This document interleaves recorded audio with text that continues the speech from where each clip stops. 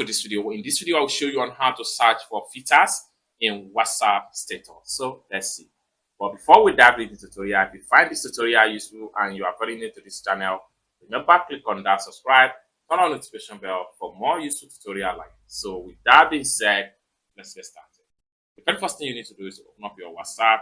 And mind you, you need to make sure that you have updated your WhatsApp to the latest version before you can have access to this filter update.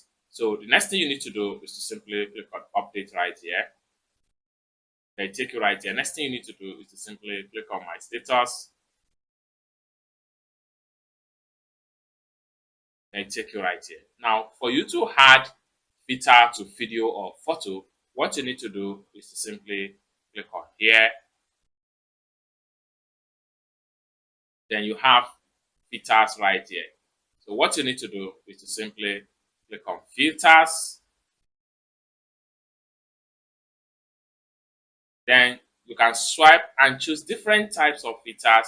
So once you swipe, it automatically take effect on your camera, just like what you see right here. So this depends on what exactly you really want to achieve.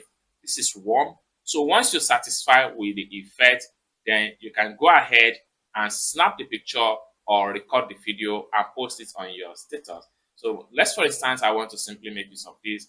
I'll simply click on here and the picture is going to be captured.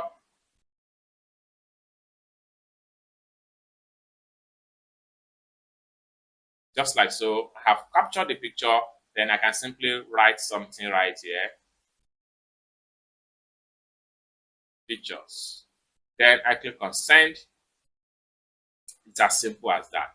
So I hope you really got value for this video. If you find this video useful, give this video a big like, and also remember to subscribe to the channel for more useful tutorial like this. Thank you so much for watching, and I hope to see you in my next video. Bye.